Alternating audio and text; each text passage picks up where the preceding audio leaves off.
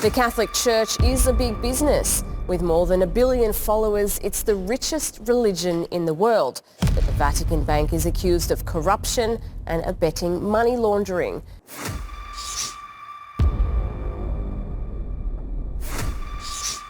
The Catholic Church, with its rich history and global influence, has long been shrouded in mystery. Beneath the surface of its sacred rituals and traditions, there are hidden stories and controversial decisions that raise questions. From historical scandals to contemporary challenges, the Vatican has played a significant role in shaping the world. Join us as we uncover secrets the Vatican may prefer to keep hidden. Vatican Bank Scandals. The Vatican Bank, officially known as the Institute for the Works of Religion, IOR, has long been associated with secrecy and scandal, undermining its expected role as a bastion of holiness and ethical integrity. Established in 1942 during World War II, the bank was created to bypass Allied financial restrictions. Its immunity from wartime oversight quickly turned it into a secretive haven, attracting clients seeking discretion. However, by the 1970s, the bank was embroiled in a series of financial scandals. One of the most notorious cases involved a $900 million money laundering operation using counterfeit bonds and securities. Archbishop Paul Marcinkus, the Vatican's chief security officer and head of the bank, was central to the scandal, which led to the collapse of Italian banker Michele Sindona's empire and the loss of $30 million in Vatican assets. Another significant disaster occurred with Banco Ambrosiano, where the Vatican Bank issued $1.4 billion in unsecured loans to the failing institution. The bank ultimately settled, paying $244 million without admitting fault. The scandals persisted into the 21st century, with revelations in 2009 exposing fraudulent accounts, embezzlement schemes, and connections to the mafia. By 2012, 4 priests were linked to mafia-related operations, and in 2013, another priest was arrested for laundering money through Vatican financial channels. Rather than directly confronting these criminal networks, the Vatican often opted for financial settlements, avoiding legal battles. Adding to the turmoil, the Church faced relentless headlines about widespread child abuse scandals. Decades of abuse by clergy, coupled with systemic cover-ups, deeply damaged the Church's credibility. These crises overshadowed Pope Benedict XVI's papacy, contributing to his historic resignation in 2013, the first papal resignation in nearly 600 years. Amid this turbulent backdrop, Cardinal Jorge Mario Bergoglio of Argentina was chosen as his successor. Making history as Pope Francis I, the first non-European pope in over 1,200 years, he brought a fresh perspective to the role. Born in Buenos Aires in 1936, Pope Francis quickly garnered attention for his humility, focus on social justice, and determination to reform the Church. His papacy has been marked by efforts to address the dual crises of financial corruption and child abuse scandals, striving to restore accountability and repair the Church's deeply damaged reputation. Secret alliance with the Nazis. In the aftermath of World War II, as Europe sought justice for Nazi war criminals, allegations surfaced suggesting that both the Vatican and the Red Cross had helped Nazis escape. While the Red Cross admitted that its refugee aid programs were misused by Nazis, the extent of this exploitation was far more significant than initially thought. Researcher Gerald Steinecker uncovered thousands of leaked International Committee of the Red Cross (ICRC) documents, revealing how figures like Adolf Eichmann, Josef Mengele, and Klaus Barbie evaded capture. These fugitives used forged Vatican references and falsified military checks to obtain Red Cross-issued travel documents, enabling around 120,000 former Nazis to escape Europe, with nearly 90% fleeing through Italy. The Vatican's Refugee Commission allegedly played a key role, providing false identities to many of these individuals. Despite mounting evidence, the Vatican has refused to comment or release its secret archives. Steinacher suggests that the Vatican's actions were motivated by a desire to revive European Christianity and counter Soviet influence during the early Cold War. The network, which operated under the guise of aiding refugees, allowed war criminals to obtain fake identities, with some former SS members blending in with legitimate refugees. Shockingly, Jewish refugees fleeing to Palestine were unknowingly smuggled alongside Nazis. This troubling intersection of wartime exploitation and post-war refugee efforts remains a topic of investigation and outrage. Complicity in the Rwandan genocide. In 2017, Pope Francis apologized for the Catholic Church's involvement in Rwanda's 1994 genocide, hoping that acknowledging the Church's role would aid in healing. However, many survivors and critics felt the apology came too late and was inadequate, seeing it as more of a formality than a genuine act of reconciliation. The Vatican's statement followed years of pressure from the Rwandan government, who felt it was long overdue. The genocide, which claimed the lives of nearly 800,000 Tutsi and moderate Hutu, also saw widespread allegations of Catholic clergy complicity. Churches, once thought of as safe havens, became sites of mass killings as some clergy betrayed those seeking refuge. Father Athanasi Seromba, for instance, ordered bulldozers to destroy his church, killing 2,000 Tutsi refugees. Sisters Gertrude and Maria were accused of directing militias to convents where women and children were hiding, and all three were later prosecuted for their actions. Reports of betrayal by clergy were widespread, with some refusing to shelter refugees or handing them over to militias. This left many Rwandans disillusioned with the Catholic Church, contributing to the rise of Pentecostal Christianity in the country. Despite this, many members of the clergy still deny institutional complicity, blaming the actions of individuals. However, many Rwandans view the Church's response as a moral failure, deepening the trauma of one of history's most horrific genocides. The Vatican's exorcist network. The Catholic Church maintains a real-life team of trained exorcists, an ancient practice that has seen a resurgence since the 1990s. Exorcism, which dates back centuries, is now a formal and sanctioned ritual performed by priests who have been trained by the Vatican. This practice gained renewed attention with the creation of the International Association of Exorcists, which includes over 400 exorcists in Italy alone. These priests handle hundreds of thousands of exorcism requests each year, with renowned exorcist Father Gabriele Amorth claiming to have conducted over 130,000 exorcisms during his lifetime. The Vatican has made exorcism training more accessible. Any Catholic priest can become an exorcist by completing specialized courses offered by the Church. One key program is the annual Exorcism and the Prayer of Liberation course, which has been held since 2005. In 2018, around 250 priests from 50 countries attended this week-long course, which covers theological, psychological, and anthropological aspects of exorcism. With increasing demand, the Church has expanded its network of trained exorcists. In 2017, Pope Francis encouraged priests to refer individuals experiencing spiritual disturbances to exorcists, emphasizing the importance of responsible exorcism practices. The Vatican collaborates with medical professionals to ensure mental illness is distinguished from genuine possession. Remarkably, some priests even conduct exorcisms via phone or video calls, demonstrating how the ritual has adapted to modern technology. Whether performed in person or remotely, exorcism continues to be a chilling part of Catholic tradition. The Vatican's hidden courtroom. In 1179, Pope Alexander III established the Apostolic Penitentiary, a secretive tribunal that remained hidden for over 800 years. It wasn't until 2009 that its existence was revealed to the public. Unlike typical confession booths, this tribunal deals with the gravest sins, those so severe that even high-ranking bishops cannot offer absolution. While local priests grant forgiveness for everyday sins like infidelity or broken vows, the Apostolic Penitentiary handles extreme cases such as genocide, mass murder, or serious clergy misconduct. These sins are considered so grave that only the Pope can determine if absolution is possible, and even then, the process is complex.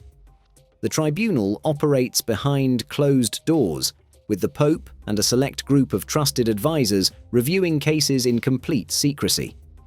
Surprisingly, even the most notorious criminals have sought divine forgiveness, turning to the Church for absolution. When the Apostolic Penitentiary opened its records in 2009, it revealed only a fraction of its centuries of operations. The full scope of the sins confessed within its walls remains known only to the Pope, highlighting the Vatican's unique role in addressing the most extraordinary moral and spiritual dilemmas. The Vatican Secret Archives.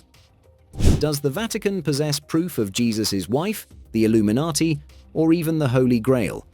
These provocative questions have sparked centuries of speculation, with many believing the answers lie hidden in the Vatican's secret archives. Spanning over 53 miles of shelf space, the archives contain documents that preserve over 1,000 years of history, kept under tight security. Though the existence of the archives is well known, access is highly restricted.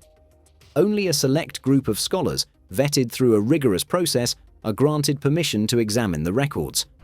Legends abound that the archives hold materials so explosive they could alter the course of Christianity itself. Dating back to 463 AD, the archives have grown with each pope, with new documents added throughout the centuries. Files are kept sealed for 75 years, ensuring that sensitive issues remain hidden for decades. Rumors persist about the contents, including records of Pope Pius XV's alleged Nazi collaboration and evidence of widespread abuse within the clergy. In 2019, the Vatican Secret Archives were renamed the Vatican Apostolic Archives. Lux in Arcana, the Vatican Secret Archives reveal. Despite the rebranding, the secrecy surrounding these legendary halls remains, leaving the world to wonder what hidden treasures or scandals still lie within. Popes who chose to step down. Being pope is traditionally a lifelong commitment, yet in the past 1,000 years, only 5 popes have voluntarily resigned, with each resignation shrouded in drama and controversy. The first pope to step down was Benedict IX, elected in his early 20s. His papacy, marked by corruption and scandal, spanned 3 non-consecutive terms. In 1045, he resigned, allegedly selling the papacy before attempting a return, only to be ousted in 1047. Gregory VI followed in 1046, resigning under pressure for allegedly paying Benedict IX to step down, which was viewed as simony. In 1294, Celestine V, a deeply pious but inexperienced pope, abdicated after just 5 months, citing his inability to fulfill the role. Sadly, his successor, Boniface VIII, imprisoned him until his death. Gregory XV, in 1415, resigned to end the Western Schism and restore unity within the Church. The most recent papal resignation was Pope Benedict XVI in 2013, which shocked the Catholic community as it marked the first papal abdication in nearly 600 years. Benedict cited declining health, but was also affected by internal disputes and scandals, including the infamous leak of confidential Vatican documents by his butler, Paolo Gabriele. Despite pardoning Gabriele, the scandal and mounting pressures led to Benedict's unprecedented decision to step down. Paolo Gabriele had been given one last chance to address the court, sparking debates over papal accountability and transparency. The Vatican's love affair with wine. Vatican City, despite its reputation for holiness, boasts the highest per capita wine consumption in the world, an astonishing 74 litres per person annually. This is more than double the consumption in Italy or France, and 6 times that of the United States. The Vatican's love for wine can be attributed to several factors. The city-state's population is predominantly older, male, and highly educated, traits linked to a preference for wine. Communal dining is common, and wine plays an essential role in religious ceremonies, ensuring a constant supply. Adding to this culture is the Vatican's own supermarket, whimsically called Spio dell'Ona, a duty-free market offering luxury goods at ultra-low tax rates, including some of the world's finest wines. Only Vatican pass holders have access, making it an exclusive spot for premium bottles. Visiting world leaders further boost consumption, sampling these fine wines during their stays. Pope Francis, known for his humble nature, has openly embraced wine, calling it a gift from God. He often enjoys a glass after a long day of service, celebrating its role in fostering community and joy. Whether as part of sacred rituals, a gesture of hospitality, or a simple enjoyment of life's pleasures, wine remains an integral part of life in Vatican City. Pope Benedict XVI's Izzy's controversial Nazi past. Pope Benedict XVI born Joseph Ratzinger, faced significant controversy due to his forced involvement with Nazi organizations during World War II. In 1943, while still a seminary student, Ratzinger was conscripted into the German Anti-Aircraft Corps. Photos from this period show him in uniform, stationed at a factory that used forced labor. By 1945, he had deserted the military and spent time in a prisoner of war camp. Critics often pointed to this history after his papal election in 2005, but the context tells a more nuanced story. Membership in the Hitler Youth became mandatory for German boys aged 14 and older in 1939, and Ratzinger's family reportedly opposed the Nazi regime. His father, an outspoken critic of Hitler, faced harassment and professional demotions because of his views. Ratzinger himself was said to have avoided Hitler Youth meetings and was far from enthusiastic about the group. There are even accounts suggesting young Ratzinger displayed acts of kindness, such as helping a Jewish boy with Down syndrome, contradicting any notion of alignment with Nazi ideology. Following the war, Ratzinger was cleared by Allied denazification efforts, which dismissed any claims of anti-Semitic ties. Still, his brief time in the Hitler Youth and military remains a divisive topic, especially given the Catholic Church's historical relationship with the Nazi regime.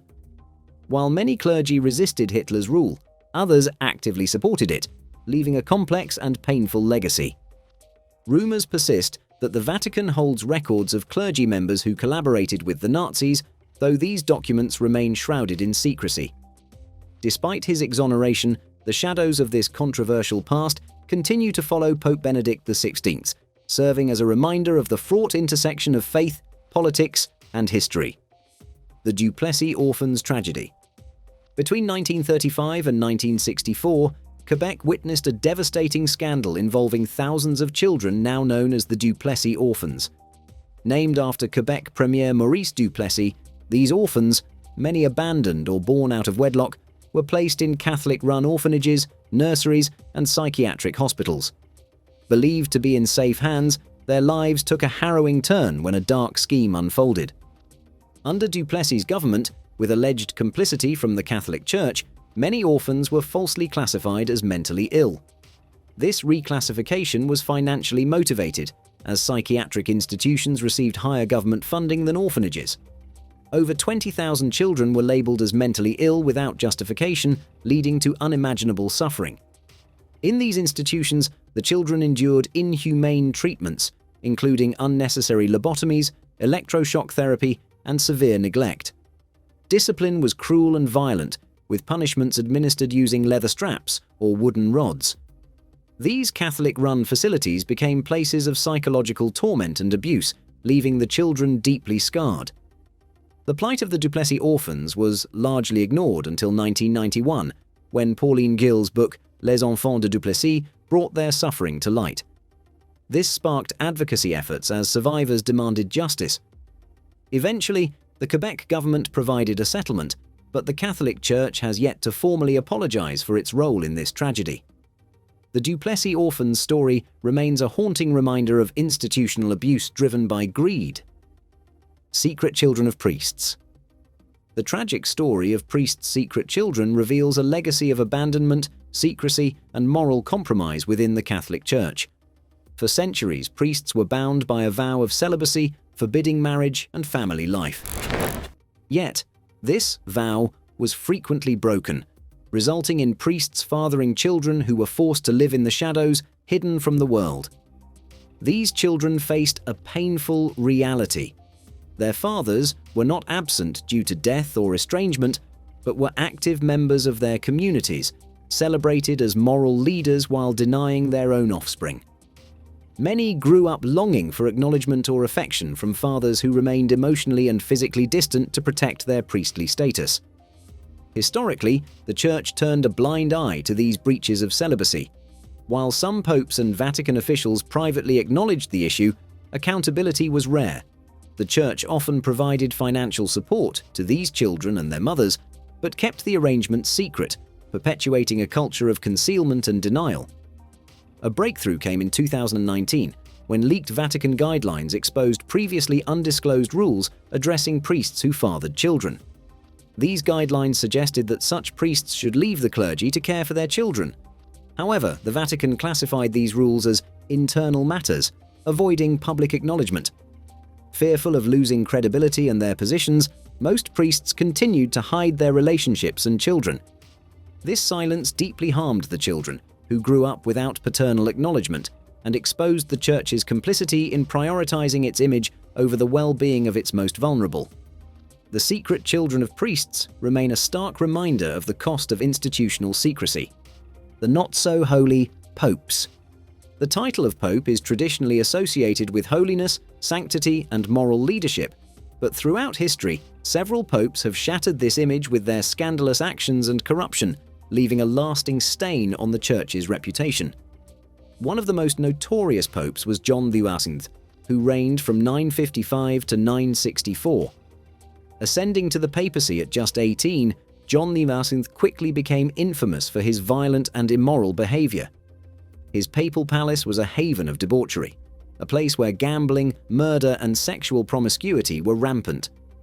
John XIII flagrantly disregarded his celibacy vows and lived a life of indulgence, tarnishing the Church's image. His reign ended abruptly when he suffered a stroke while having an affair, leading to his death in a scandalous moment. Despite his brief reign, John XIII's actions marked him as one of the most infamous figures in papal history. Another pope notorious for corruption was Benedict IX, who served 3 non-consecutive terms between 1032 and 1048. Benedict's papacy was marked by violence, chaos, and treachery. He was known as a demon from hell due to his extreme behavior. During his first term, a revolt forced him to flee Rome, and he later returned only to sell the papacy to his godfather, Pope Gregory VI, in an act condemned as a betrayal. Benedict IX's reign ended after he was ousted by German forces, leaving behind a legacy of scandal. Pope Stephen VI, who ruled from 896 to 897, is remembered for the macabre Cadaver Synod. Despite his predecessor, Pope Formosus, being dead for months, Stephen VI had Formosus's corpse exhumed, dressed in papal robes, and put on trial. The body was found guilty, dragged through the streets of Rome, and thrown into the Tiber River. This grotesque act did not bring Stephen VI the political gain he sought. He was strangled to death by political rivals just over a year later. These popes, through their corrupt and bizarre actions, have left a legacy of scandal, violence, and absurdity that tainted the reputation of the papacy and the Catholic Church. Their reigns represent some of the darkest chapters in church history, remembered for their immorality, cruelty, and the chaos they unleashed. The story of Pope Joan. The legend of Pope Joan is one of the most captivating and enduring tales in the history of the papacy, though historians largely dismiss it as myth. According to the story, a woman disguised herself as a man and ascended to the papacy in the 9th century. Described as intelligent and educated, Joan allegedly infiltrated the male-dominated clergy, motivated by love or ambition, and rose through the ranks of the church, eventually being elected pope. The myth takes a dramatic turn when Joan's secret is exposed during a public procession where she unexpectedly gives birth in front of the crowd. This revelation leads to her tragic end, with some versions claiming she was murdered by the angry crowd, while others suggest she died of natural causes shortly after. One gruesome version describes her being dragged through the streets by a horse until her death. Following the exposure, the story goes, the Vatican erased all records of her existence, and a ritual was introduced to ensure only men could become pope. Although most historians reject the story as fiction or a criticism of the Church, some versions provide a different conclusion. In one, Joan is imprisoned and spends the rest of her life in penance, with her son, fathered during her affair, becoming a bishop and ensuring she was buried with respect. The Pope Joan legend continues to captivate, symbolizing the power of women in an institution that was strictly male-dominated. Sexual abuse scandals. For decades, the Catholic Church has been plagued by sexual abuse scandals that have left lasting damage to its reputation and followers. The first signs of abuse within the Church emerged in the US in the mid-1980s, and soon similar allegations surfaced in countries like Ireland and Austria. Investigative reports revealed a global pattern of sexual abuse by clergy, with victims, many of them children, suffering in silence for years. As the number of accusations grew, public outrage mounted. In an attempt to manage the crisis, the Vatican began offering financial settlements to victims, but these efforts were often seen as attempts to silence them rather than provide true justice. Between 2000 and 2010, over $4 billion in settlements were paid out, covering lawsuits and relocating accused clergy members to other parishes or countries. Despite these financial settlements, the Church's response has been widely criticized for a lack of transparency and accountability. In 2019, Pope Francis pledged to tackle the issue and hold abusers accountable. However, many victims and advocates argue that the Vatican has failed to act meaningfully. The Church's finances, too, have drawn scrutiny, with questions over whether donations are being used to cover up abuse cases. The Church's inability to fully address its history of abuse continues to fuel distrust and tarnish its reputation. The crime capital of the world? Believe it or not, Vatican City, despite its reputation as a religious and cultural hub, holds one of the highest crime rates per capita in the world. Each year, millions of tourists flock to this tiny city-state, eager to see its historic landmarks like St. Peter's Basilica and the Sistine Chapel. However, with such a high volume of visitors and minimal law enforcement, petty crimes like pickpocketing and theft have become rampant. The Vatican's tiny size and lack of a dedicated police force complicate matters, leading to challenges in maintaining order within its walls. Interestingly, Italy and the Vatican have a unique agreement regarding legal matters.